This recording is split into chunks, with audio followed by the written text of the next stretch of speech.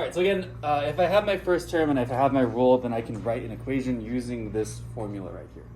But let's say that we are not given the first term, but instead we're given a random term.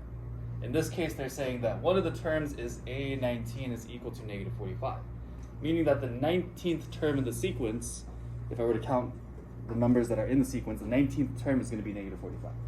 So I can use that information and my common difference to still write an equation. It takes a little bit more time, there's a few more steps, but it's not that bad. So I know my equation looks like this. I have an is equal to a1 plus n minus 1 times d. Do you remember what all these letters stand for? Yeah. An is the actual term itself. A1 is the first term. N is the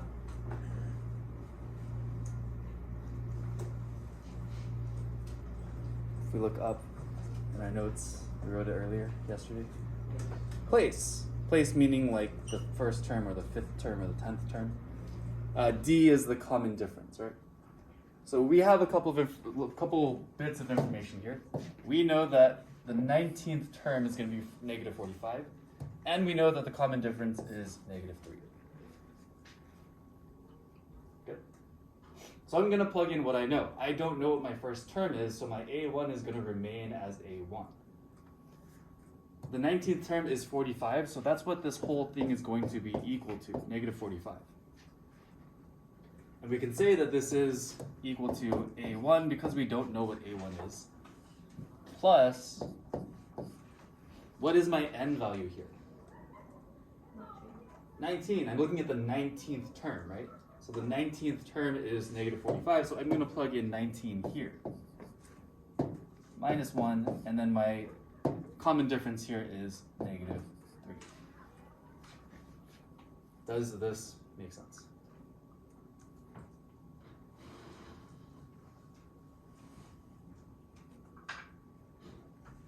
So with this one, we're kind of like given the answer. We're kind of working backwards from here. Cool. Now I can solve for a1. I can figure out what my first term is. Once I have my first term and my common difference, I can write my equation, and it's nice and simple. So using mental math, what is 19 minus 1? 18. If I do 18 times negative 3, what does that give me?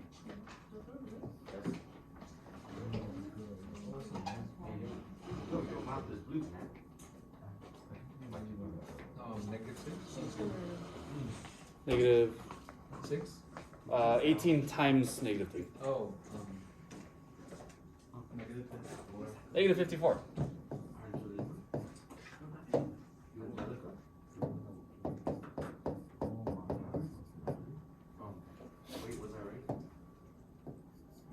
If I want to solve for my a1, what can I do to both sides of my equation? I was going off like sign. Add 54. Running out of space, but a1 is equal to. Can you close the door? Close it? The bathroom's locked, so they're trying to open it. For teachers bathroom. This is so broke the lock. What are you talking about?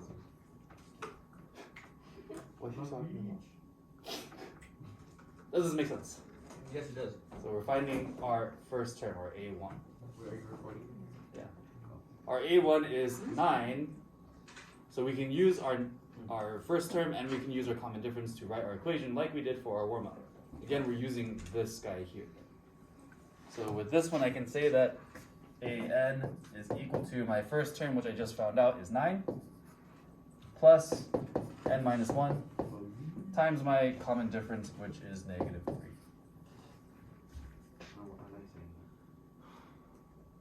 Distribute this across. I get negative 3n plus 3. And I still have this 9. And if I combine my like terms, what do I get?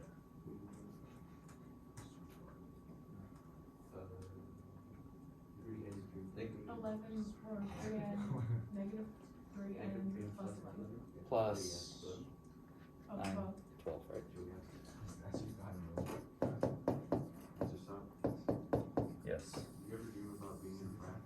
No. You sure? Yes. That'd be pretty cool. I would waste that time with it. So, quick recap. I'm plugging in my answer, plugging in the term, plugging in the common difference, and I'm solving for my first term. Once I have my first term, it's just like what we were doing yesterday. Plug in the first term, plug in our common difference, and then solve for our equation. Not bad? A little bit more steps than yesterday, but overall the math is fairly simple. So, try to do part B on your own. See if you guys can get this.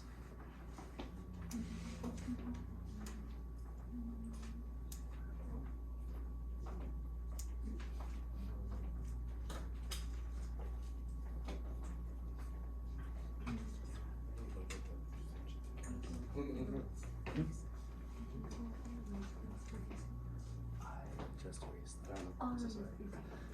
But there will be on Look it up. The more you closer. She doesn't buy it. She goes 6 bucks. She's on her view.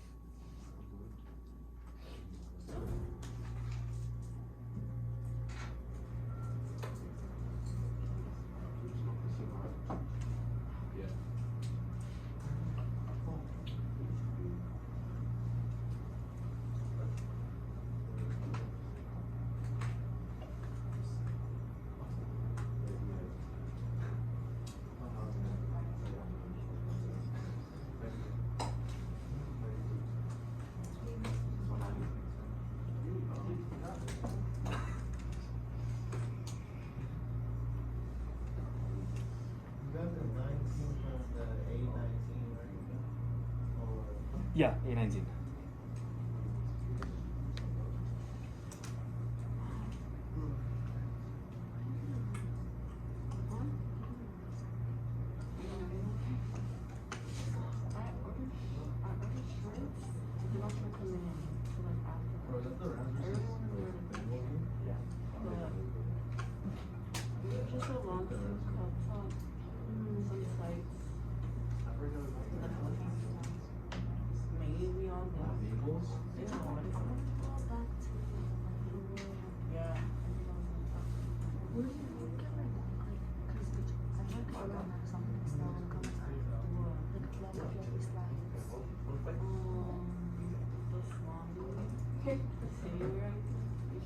That's where I got my back tattoo on, so I'm sitting there. But it's been like the reason why I went to all this shit in Mexico was because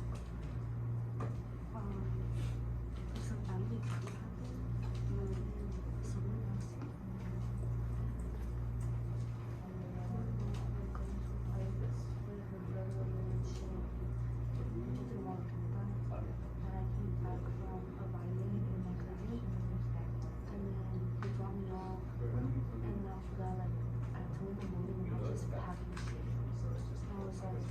She was all crying and mad and shit. And I was like, what's the meeting? And she was like, we're fucking meeting tomorrow morning at 5 in the morning, go back and shit. And my mom, and my shit was like upstairs, washing and everything. So I didn't leave for that because my mom was there. My mom was like, but she was like, right, exactly. I'll have you do that, like, she picked up some shit just to this day. Alright, looks good from what I see. Silver. What's the first thing I need to plug in? And then some of the rhinestones and they're like moved First thing is I left my blue and black bands. I left a lot of shit. 52, yeah. 52 is equal to A1 plus 12 minus 1 times 6. So plugging in our terms that we know and plugging in our common difference.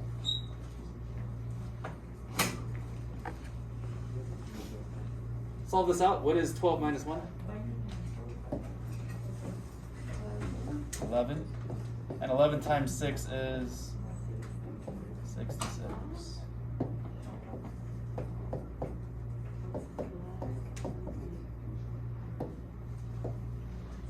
Solve for A1.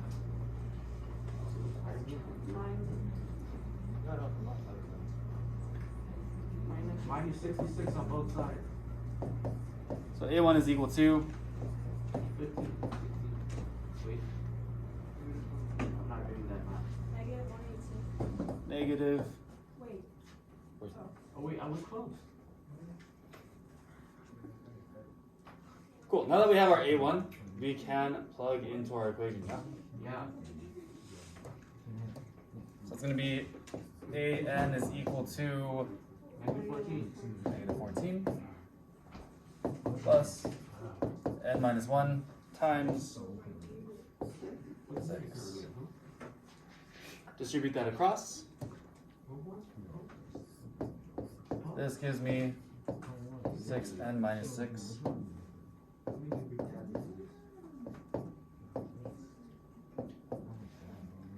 And my final answer here will be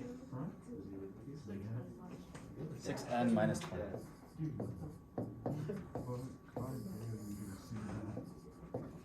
If we wrote negative 20 plus 6n, that's also correct.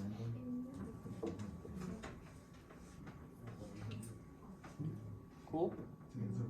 Questions on this?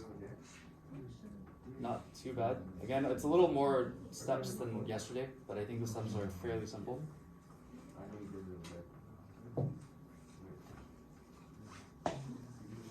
Cool. Questions?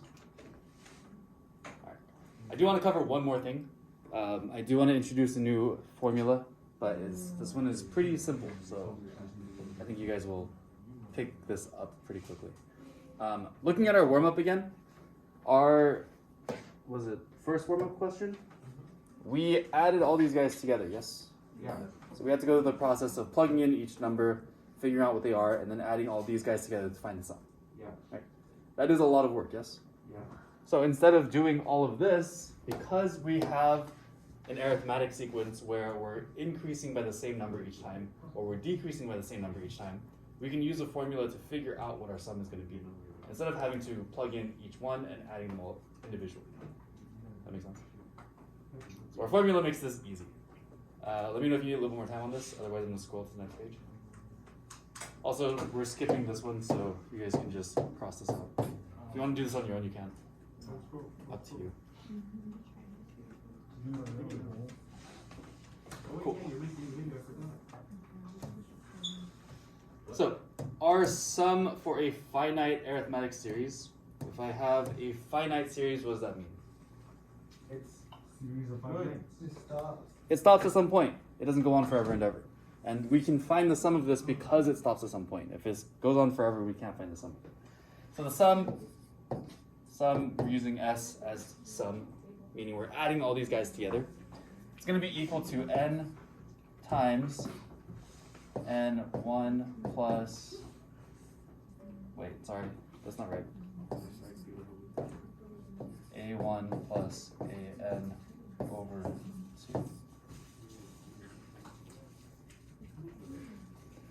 2. Here, n refers to the number of terms.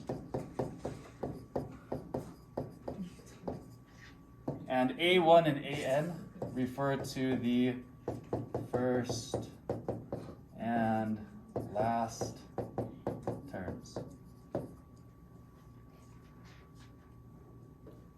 So basically we add together the first and last terms, divide by 2, and multiply by the number of terms that we have. Cool. If we do this, then we get the sum without having to plug in each number, figure out what the numbers are, and add them all up. Obviously with our warm-up it's not too bad because we're only plugging in 4 numbers, but if I'm looking for the sum of something that has 20 numbers, plugging in 20 different numbers is time consuming, yes? So this makes it a lot easier. So looking at this, what does this 20 tell me? I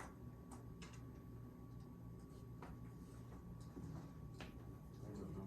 20 tells me how many Units there? terms there are, right? Yeah. So the number of terms. What does 1 tell me? Where it starts. Where it starts. And I have my equation set up for me right there. So what I'm going to do is I'm going to take my starting point and I'm going to plug it into this equation. So that's 3 times 1 plus 7. What does that give me? 10.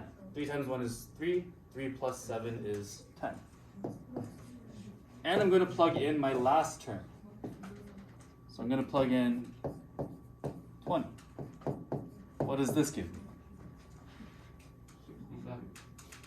3 times 20 is 60. 60 plus 7 is 67. Yeah, that's crazy. So 10 is my A1. 67 is my AN. Cool. How many terms do I have here in total? 20. 20. So I'm going to plug those guys in. So I can say that the sum of all 20 terms is equal to 20 times 10 plus 67. Does that make sense? No. So I'm taking the first term. My first term is 10, plugging that in here. Last term is 67, plugging that in here. I have a total number of 20 terms. That goes right here. From here, I can plug this entire thing into my calculator if I'd like to. If you want to use your brains, you can. Otherwise, you can just type this entire affair into the calculator and it'll give you an answer. If I do type this into my calculator, what do I get?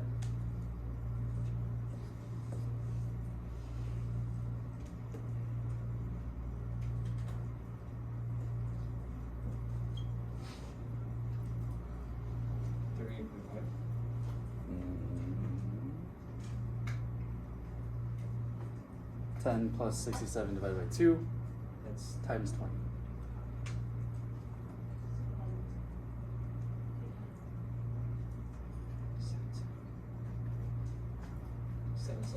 $770. That means if I added together all the terms from 1 all the way to 20, it's going to add up to 770. Does that make sense? Alright, try the last one on your own and we'll call it a day. I'll go around and see how you guys are doing if we're getting stuck. Some adding together.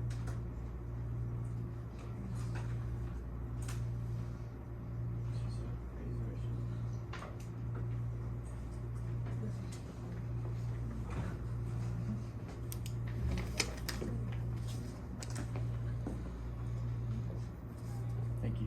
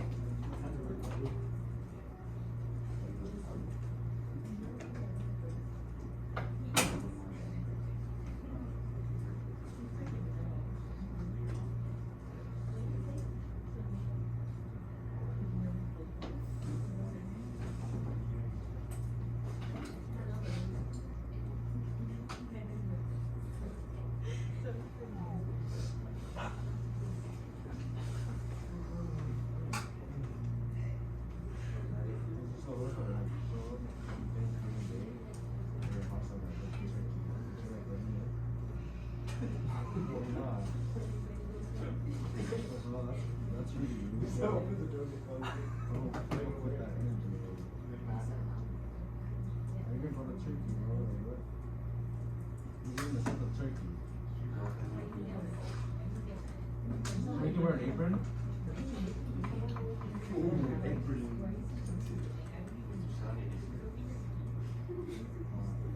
Oh my god.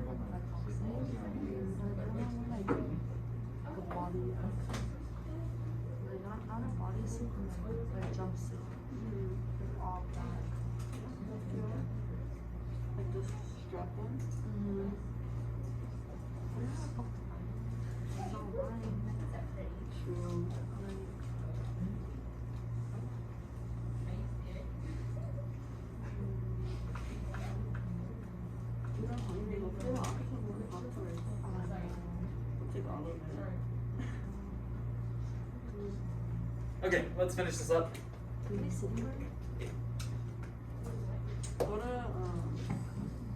I want to find my first term. So what's my first term going to be? 6 times 1 minus 2, which is 4. What's my last term going to be? 18? And that gives me 106. Plug these guys into my equation, and I get 55? S18 is equal to 18. 4 plus 106 over 2.